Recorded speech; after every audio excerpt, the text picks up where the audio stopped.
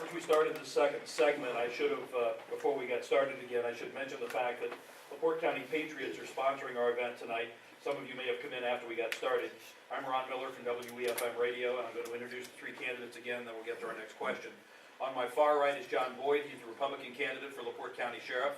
In the center is Steve Osborne. He is the Libertarian candidate for LaPorte County Sheriff. And on my closest left, right, is Al. Wait a minute, this guy right here. This is Al Ott. He's the Democratic candidate for LaPorte County Sheriff. And we thank you all for being here. Let's get to our next question. Steve, this is for you. Another two-part question. Some people have seen the militarization of our police departments as clouding the lines between police and soldiers. Images of police looking like military personnel and SWAT teams being used for serving warrants have many concerned that there may soon be no way to distinguish the difference between the two. What are your views on this subject? The second part of the question, the acquisition of the M.R.A.P by the Michigan City Police Department has come under some scrutiny. Some police departments across the nation have decided to return the vehicle. If you were presented the opportunity to acquire an M.R.A.P in the same manner as Michigan City for the county, would you? Why or why not? Okay, the first part, the militarization, we've discussed that a little bit here tonight already. Specifically, they wanted to know, though.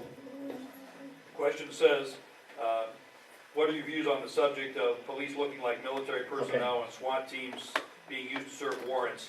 Have many concerned there may soon be no way to distinguish the difference between the two.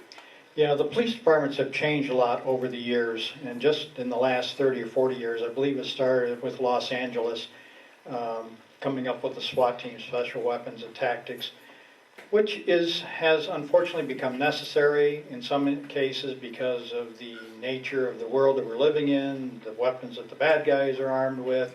There is all kinds of reasoning to train our police officers, obviously, to be able to handle some of these situations. However, paramilitary is just like paramedic. I want to be sure we get the designation correct here. A paramedic can do things, out in the field that a doctor is directing him to do, and, paramilitary is like the military is military-like in the way they act, the equipment they have, the responses they make, and it's in training. And I read something here in this report about a firearms instructor. Al here is a firearms instructor. I'd be interested to hear if he comments about this, whether he heard this or not, but in some conference here in the nation, recently, a firearms guy was talking up about the militarization and how they are a commanding presence and get people to do what they want you to do. So this is a growing problem. It's a resource, but it's being abused in a lot of cases, and I want to be sure that we don't get to that point in LaPorte County. Now, presented with a case to buy an M.R.A.P, or not buy an M.R.A.P, but pay for the expenses to get it delivered, no, I would not go for that. The M.R.A.Ps, I understand it. Each one's a little bit different. You got to have a guy that's thoroughly familiar, checked out with it, to be able to drive the thing. They're not safe, especially if you're responding to an emergency with it.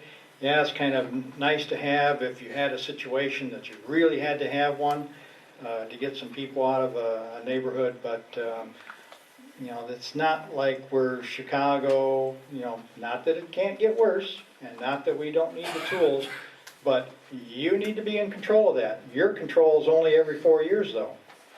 The control after that is one of these three guys right here. So who's going to really pull in the reins on these things if it becomes necessary to be sure that they're not abused? Yeah, the question, two-part question. Some people have seen the militarization of our police departments as clouding the lines between police and soldiers. Images of police looking like military personnel and SWAT teams being used for serving warrants have many concerned that there may soon be no way to distinguish the difference between the two. What are your views on this subject? The second part, the acquisition of the M.R.A.P by the Michigan City Police Department has come under some scrutiny. Some police departments across the nation have decided to return the vehicle. If you were presented the opportunity to acquire an M.R.A.P in the same manner as Michigan City for the LaPorte County Sheriff's Department, would you? Why or why not? I'll do the M.R.A.P first. In regards to that, I've been hit with that question numerous times campaigning. I would not be in favor of actually even of acquiring an additional one for LaPorte County. Going back, it's all about working together, working with the other agencies in the county. If and when, hopefully it doesn't, a situation arises where we would need something to that magnitude, I know that we can count on Michigan City Police Department to be there.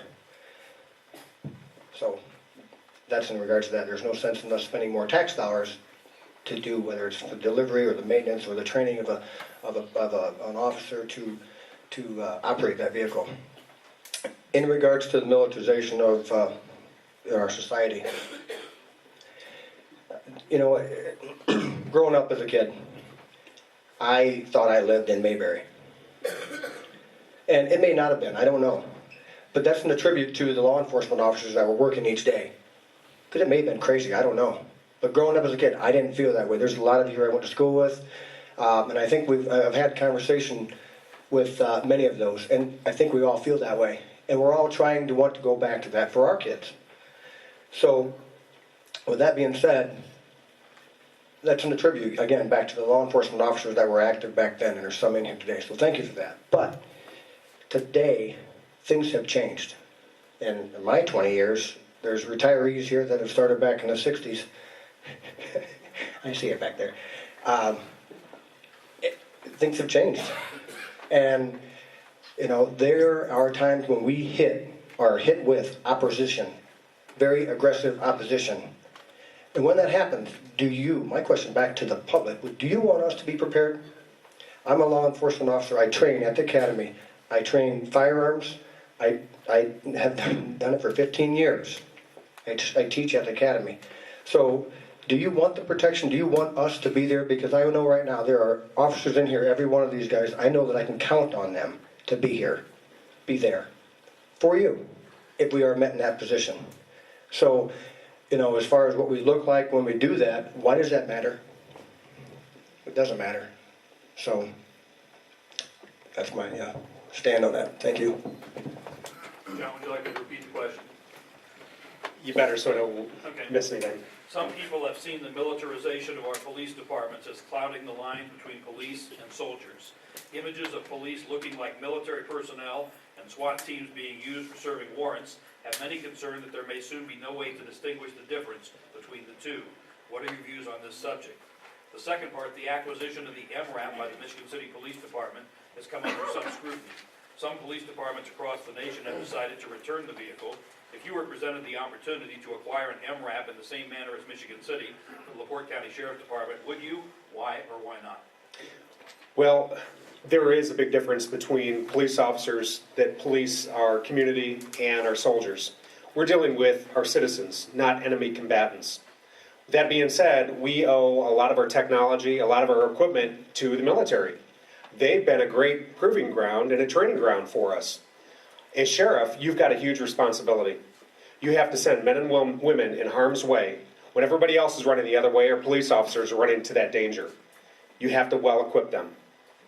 You make a pledge that at the end of each shift, the end of each call out, that they're going to go home to their families. And that rests very heavily on the heart of an administrator and ultimately the sheriff as well. I want to make sure that my men and women are equipped so they don't become part of the problem. They're part of the solution. Does it matter to you if emergency response team comes to your home, if heaven forbid you've got a home invasion and maybe you're being held hostage, or you're the victim of a violent crime, what that officer looks like when he arrives at your home? The difference between the military and us is our gear says police or sheriff on it, and it's well marked. We're not soldiers. This is something that we can't take lightly. As far as the M.R.A.P is concerned, and I've had a number of conversations, 3 times a week I have lunch with the chief and the assistant chiefs of the Michigan City Police Department so we can exchange notes and we can stay on the same page with what's going on in LaPorte County. And we talk about the M.R.A.P. The M.R.A.P is a defensive tool. It's not a tank, as some purport in social media or even in some forms of media. You only have to go back about 12 years and you can look in the archives of the Michigan City News Dispatch and you can see, well, there was an officer that responded to a domestic violence call in Michigan City and he was met with a shot to the face. And then when officers came to rescue him, they were met with gunfire. And then the suspect set fire to his home. and the Michigan City Fire Department arrived to try to put the fire out and try to rescue the officer that was injured in the line of duty as he lay there. And the picture on the front page of the Michigan City News Dispatch is Michigan City policemen with ballistic shields holding them up with firemen standing behind them with their fire hoses trying to put out the fire.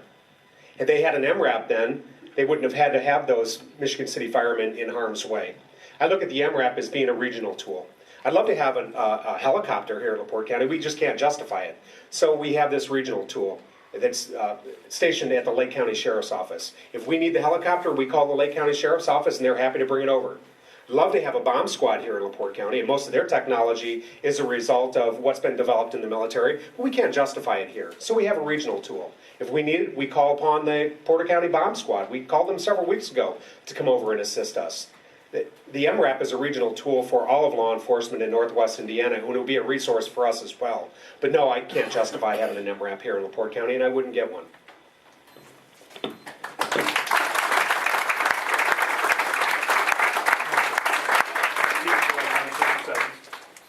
Just briefly, this ACLU report of the responding police departments that they had that used SWAT teams for various things, only about 7% were for barricaded subject, hostage, active shooter.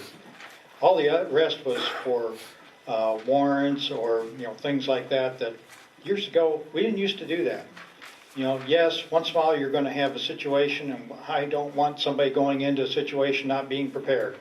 They've changed the way that we respond to school shooters now. Now, yes, the police officers run to the trouble while people are running away. That's how you handle this. There's been a change in law enforcement in that respect. That's what you do, and you better be equipped to handle that. Those are the situations, not the warrants, not the coming looking for something. There's no reason to storm someone's house with a battering ram for a $50 drug deal. That just doesn't make any sense to me, and we're losing the drug war as it is. Now, do you have any additional comments? Thank you. The one thing that I think you, the public, should remember is we're all law-abiding citizens in here, but we, at the time when we deal with these people that are not, they don't have any rules, and we have all the rules. So why not have us be better equipped to handle the situation? And it's, again, that goes back to the service that we're trying to provide for you. As a sheriff, I want to make sure all these men and women that are going to be working for the sheriff's office to be going home to their families at the end of the day. So that's so ever important to me, and I know that's important to you guys. Wouldn't be here otherwise. So thank you.